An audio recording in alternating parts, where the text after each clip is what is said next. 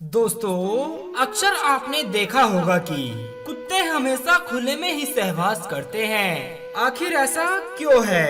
दरअसल इसके पीछे एक श्राप है जो शुरू हुआ था महाभारत काल से। महाभारत में पांचों पांडव भाइयों की एक पत्नी थी जिसका नाम था द्रौपदी, और पांचों ही पांडवों ने ऐसा किया था अपनी माता कुंती के वचनों में विवश होकर। परंतु दोस्तों, यह सब कुछ होने के बाद पांचों ही पांडवों में निर्धारित हुआ कि प्रतिवर्ष एक पांडव ही द्रौपदी के साथ अपना समय व्यतीत करेगा और कोई दूसरा पांडव उनके कक्ष में प्रवेश नहीं करेगा। और दोस्तों, यहीं से शुरू हुई कुत्तों को श्राप मिलने की कहानी। चलिए अब आपको बताते हैं और आपको ले चलते हैं आज से हजारों साल पीछे, उस जगह पर जहां पर द्रौपदी का स्वयंवर हो रहा है। द्रौपदी स्वयंवर में अर्जुन मछली की आंख में तीर मारकर और सभी योद्धाओं के बीच स्वयंवर जीत लेता है। स्वयंवर जीतने के बाद अर्जुन अपनी पत्नी द्रौपदी के साथ और अपने चारों भाई युधिष्ठिर, भीम, नकुल, सहदेव के साथ अपनी माता के समक्ष पहुंचते हैं। घर जाकर पांचों पांडव भाई अपनी माता कुंती से कहते हैं कि देखो माँ, आज हम भिक्षा में क्या लेकर आए हैं। और माता बिना पीछे मुड़े, बिना उनकी ओर देखे उनसे कहती है कि पांचों भाई आपस में बराबर बराबर बांट लो। और जब माता पीछे मुड़कर देखती है तो वह दंग रह जाती है। मन ही मन सोचती है कि आज मैंने ये क्या कह दिया।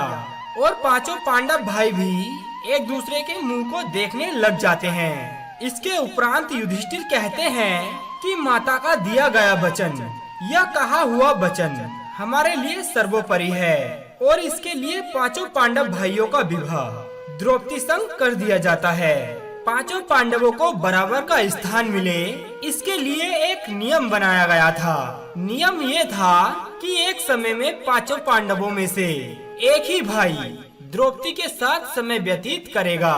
यदि द्रौपदी के महल के बाहर किसी भाई ने जूते पड़े देखे तो बाकी भाइयों को अंदर जाना मना होगा। इस नियम का उल्लंघन करने वाले अपराधी पांडव को तुरंत से ही 1 वर्ष का वनवास दिया जाएगा।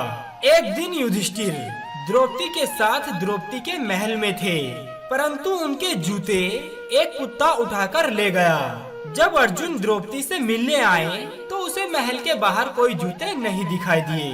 वे अंदर प्रवेश कर जाते हैं और इस कारण अर्जुन को कठोर दंड भोगना पड़ा।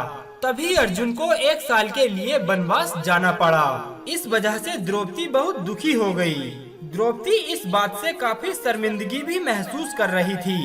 युधिष्ठिर और द्रौपदी दोनों ही मिलकर जूते ढूंढते हैं और ढूंढते ढूंढते महल के बाहर पास ही जंगल में चले जाते हैं, जहां उन्हें एक कुत्ता जो युधिष्ठिर के जूतों के साथ खेल रहा था। ऐसा देखकर द्रौपदी काफी क्रोधित हो गई और उसने कुत्ते को श्राप दे दिया कि जैसे तेरी वजह से एक निर्दोष को 1 वर्ष का वनवास मिला है और मुझे किसी ने सहवास करते देखा है, ठीक उसी तरह तेरी पूरी कुत्ता जात को ये पूरा संसार सहवास करते देखेगा। तब से लेकर आज तक कुत्ता जाति द्रौपदी के श्राप को भोग रही है और उपहास के साथ जीने के लिए मजबूर है। उम्मीद करते हैं दोस्तों, महाभारत काल से जुड़ी यह कहानी आपको काफी पसंद आई होगी।